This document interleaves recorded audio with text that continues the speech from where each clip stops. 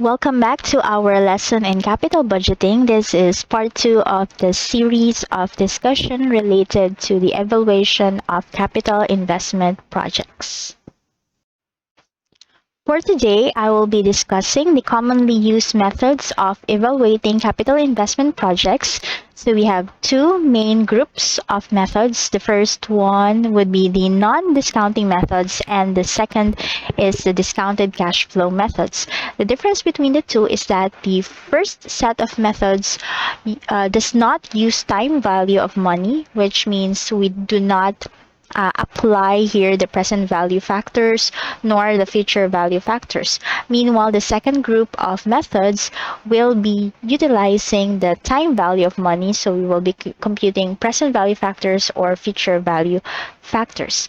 So let's go to the first group, which includes the non-discounting methods. So we have the accounting rate of return, the payback, and the bailout period. The second group consists of the net present value, profitability index, present value index, internal rate of return, and discounted payback. So let's proceed to the first group, which includes the non-discounting methods. So the first one we have here is the accounting rate of return. It is also referred to as the book value rate of return, financial accounting rate of return, average rate, return on investment, and unadjusted rate of return. So if makahinagbo mo ani nga term, so it means the same, that's the accounting rate of return. This indicates the project's profitability and is computed as the average annual net income divided by the initial investment or average investment. So if we're using average investment, we're going to divide the investment into two. So how do you know if this project would be chosen or not? Or are you going to push through with a certain capital investment project? So the decision rule here is if the accounting rate of return, this one, the one that we will be computing using this formula, is greater than or equal to the required rate of return, you're going to accept the project. And what is this required rate of return? This is the minimum return an investor expects to achieve by investing in a project.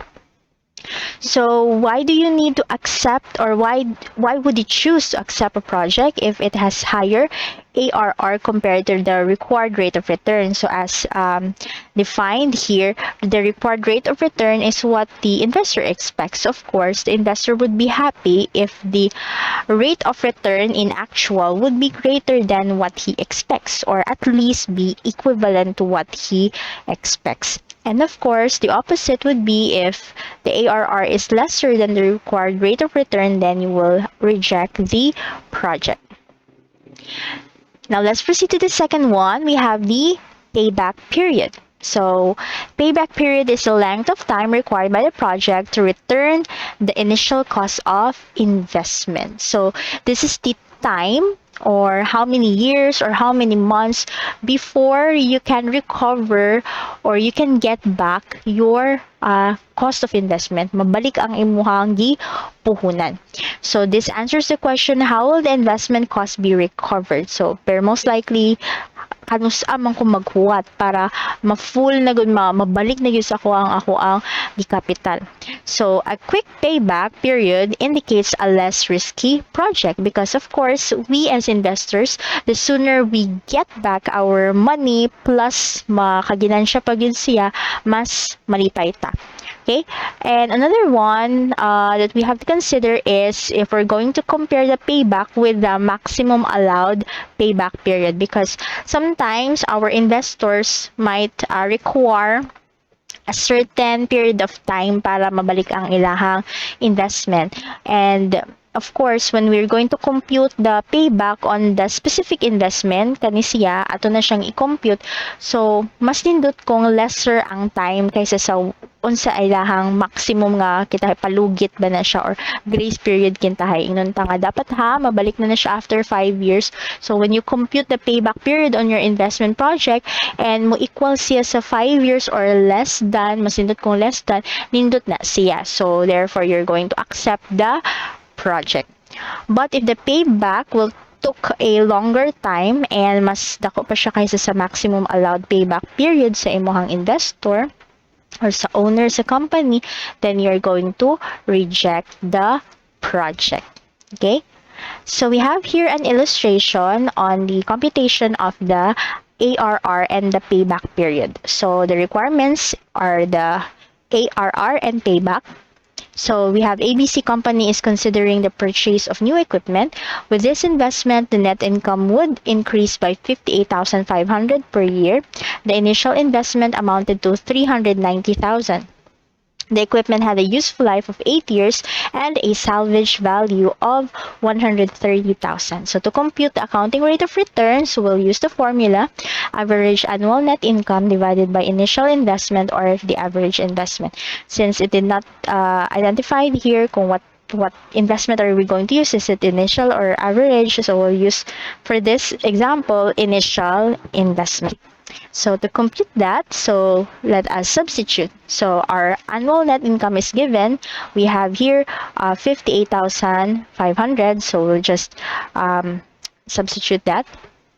And our initial investment is also given, so we'll just substitute that. So we will get 15%. So if there is a required rate of return given, so we will compare this ARR with the required rate of return. So this should be greater than the required rate of return. But since we don't have any given on the required rate of return, so this is the only requirement. So mao ni siya ang answer. Next is to get the payback period. So remember the formula, the net cost of initial investment or the initial investment over the annual net cash inflows. If you can recall in our previous lesson, we have there the formulas on how to get the net cash inflows.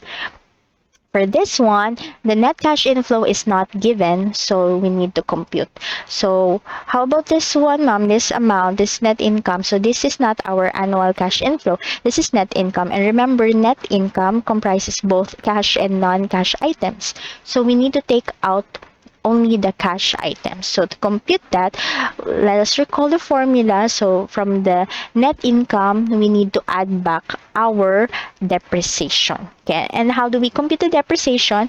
We have discussed this in the previous video lesson, but this time there's a given for the salvage value. So what would be the formula if there is a salvage value? So the depreciation, if there is a salvage value, so that's equivalent to cost minus the salvage value, and you divide it by the useful life. Okay, so based on the given, so we have 390 as our cost of the asset minus the salvage value of 130,000. So divided this by the number of years in life, so you will get 32,500. Okay, so the 32,500 will be added to your annual net and added to your annual net income to get the annual net cash inflows. So you will get 91,000. So therefore, it will take you it will take ABC company 4.29 years before it will recover its initial investment. So it depends on the company what is their desired payback period. So ngani siya ngani ang kadugayon para mabalik or ma-fully recovered ang iyahang capital nga 390,000. Another illustration, what if the the cash inflows are not uniform? So in this given, we have for project A, we have uniform, they have the same annual cash inflow, and for B, they have different annual cash inflow. So of course, for this one, okay, sorry. Now let us answer a problem that involves varying cash flows. So in the previous problem that we have answered, it has the same cash inflow every year. So we have two projects, Project A and Project B. Project A have uniform cash inflows, while Project B have varying cash inflows. So what would be the payback period for project A and what would be the payback period for project B? So to compute the payback period for project A, we'll use the same formula that we used previously. So this would be the net cost of initial investment divided by the annual net cash inflows. Since we have the uniform cash inflows, so we'll simply divide it. So 500,000, which is our initial investment, divided by 125,000, so we will get 4 years. Now we go to project B. So to get the payback period for project B, so we need to get the accumulated cash inflow for every year. So for example, year 1, your cash inflow is 225,000. So you're going to ask, is the 500,000 investment for project B fully recovered after year 1? So the answer is no. 225,000 is not yet enough. It cannot cover yet the whole 500,000. So let's proceed to year 2. So year 2 has 225,000. So if you're going to sum up year 1 and year 2, you will get 450,000. Was it able to cover the entire 500,000 initial investment? Not yet. It still lacks a certain amount. So that's how much is the difference between 500,000 and 450,000. So we still need 50,000. The following year, year 3, the cash inflow would be 100,000. So if we're going to sum up the 3 years, so 225 plus 225 plus 100,000, you will get 550,000. Were we able to cover or recover the 500,000 initial investment? The answer is yes. So 550 is more than our initial investment. So this means that the payback period would be within 3 years. But what exact period would be the payback period if we want to get the exact portion of the year or fraction of the year? So to know what would be the fraction of the year that will be used to get the payback period, so let us compute the accumulated cash flows for the first 2 years. So we have 450,000 and we deduct the investment, which is 500,000. So the amount to recover in year 3 would be 50,000. Since 100,000 is more than enough to cover the lacking 50,000, so this would be our numerator. And we divide it by the 100,000, which is the cash inflow for year 3. So we will get the fraction 0.50 or 0.5. So therefore, half the year. So within the year, mid of the year of year 3, we will be able to recover in full the 500,000. So now to get the payback period, so that would be 2 years, which is the full year, which na-recover na siya, plus the fraction of year 3, which is 0.5. So it will take 2.5 years to recover or to get back the capital for project B. So if you are the company, which project are you going to choose? So remember that the shorter the year or the shorter the payback period, that would be better. Okay, so therefore, between the two, project B is more promising in terms of the payback period, because if I will invest in project B, I will get back my investment of 500,000 as soon as 2.5 years, compared to project A, which will still take me 4 years. But again, this will depend on how the company is performing in terms of its operations, because if you can see, it will base on the cash inflows, which also the source of this cash inflows is from your operations, from your net income, diba? So the cash inflows is the adjusted na to, ang gi-adjustan na to nga net income. So kinahanglan maayo ang pagda sa kumpanya para ma-achieve na to ang payback period nga mas shorter, because again, the shorter the payback period, the better. And we have the third method under the non-discounting, wherein we do not use the time value of money, is the bailout period.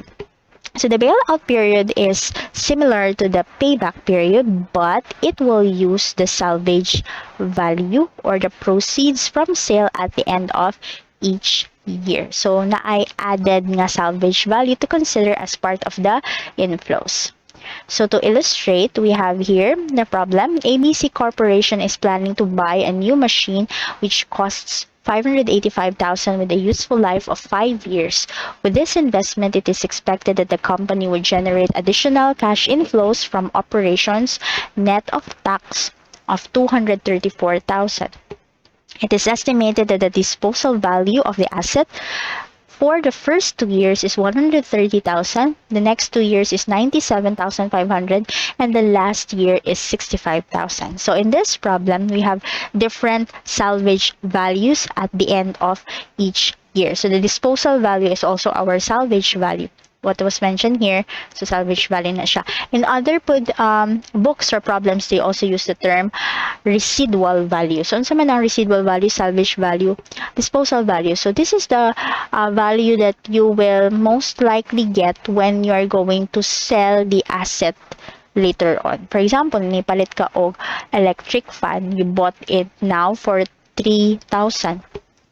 And you estimate that after 10 years, magamit paghihapon mo siya. So, that would be useful life of 10 years. And, imuhang pong estimate nga siguro after 10 years, kung ako ning ibaligya, considering na nagamit na ninako siya, na deteriorate na ni siya because of usage or because of the passage of time, the value of this electric fan, if I'm going to sell this after 10 years, might be 400 pesos.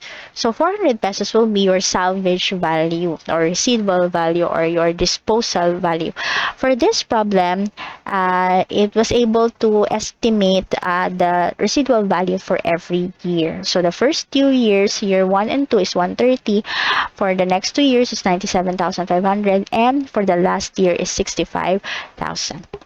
So let's compute the payback period. Again, you will apply the formula in initial investment divided by the annual net cash inflows. The annual net cash inflows is provided here, so that's 234,000. So we will no longer compute for the cash inflows.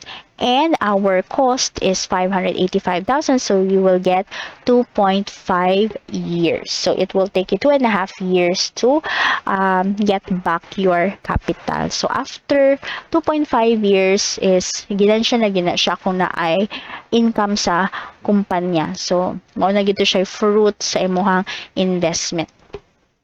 Next is we will going to compute the bailout period. So for the bailout period, it's more complicated than the payback period. So for the bailout period, you need to consider the salvage value. So I have presented here a solution above, but I will also present now another solution that you may use.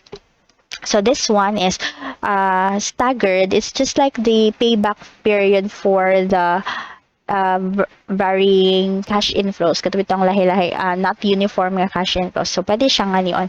Okay? So first is, after year 1, you need to calculate how much will be the total inflows. And as mentioned in the definition, you're going to include the salvage value in your consideration.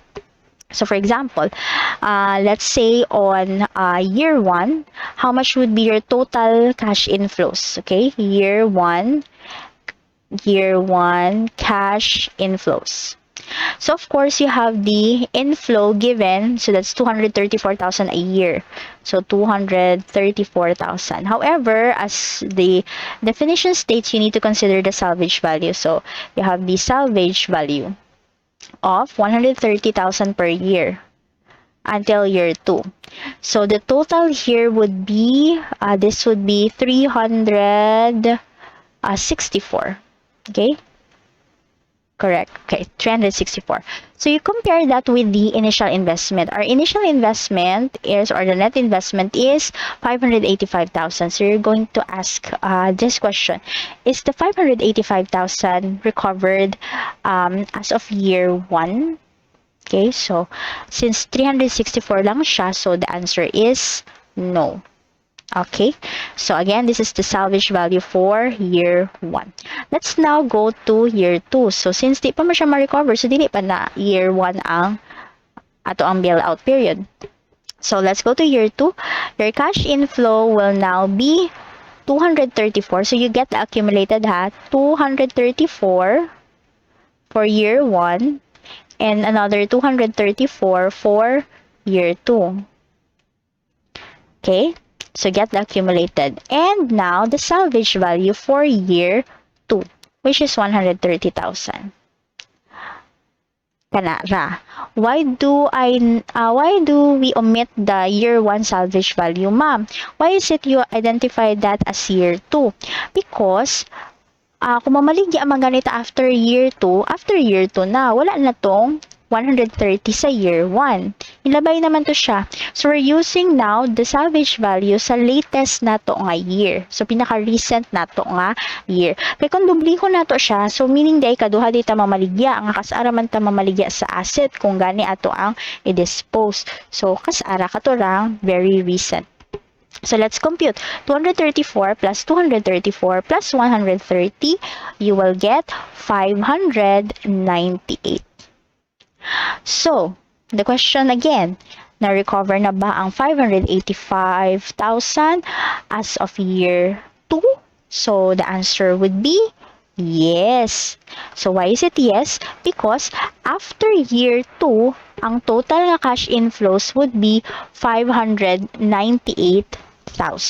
Nga, kung ato na lang i-dispose ang ato ang asset after year 2, we will get accumulated cash inflows ng 598,000. Okay, so now, let's get the exact bailout period. Which fraction or what fraction of the year 2 ang appropriate? So now, this is a computation here. So 585 minus the cash inflows in year 1, that's 234. Then the unrecovered balance after year 1 would be 351,000. Next, you deduct the salvage value for year 2, so the remaining balance would be 221. So maoy kulang nimo para sa year 2. And then, we divide that in with the cash inflow in year 2, which is 234,000.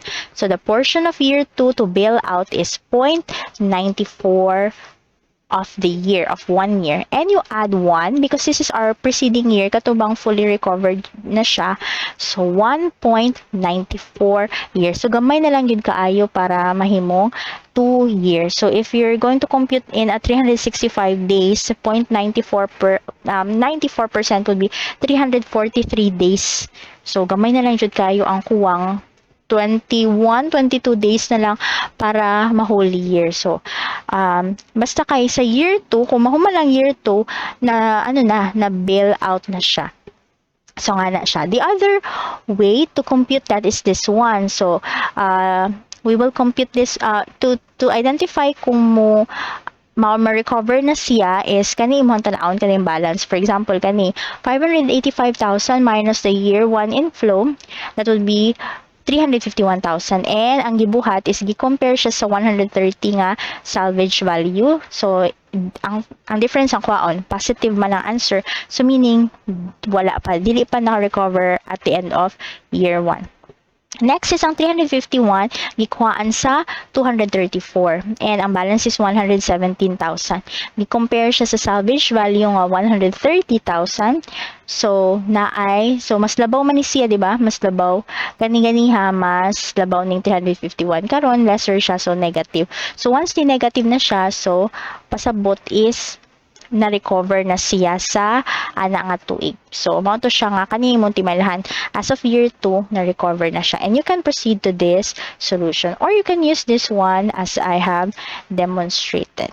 Okay, so those are the methods for the um, non-discounting methods in evaluating capital investment projects. So in our next video lesson, so I will be teaching you how to compute the various formulas that involves the time value of money in order for us to be able to evaluate capital investment projects. So, see you in our next video lesson. If you like this video, please don't forget to click subscribe and hit the notification bell to be updated with the latest video lessons.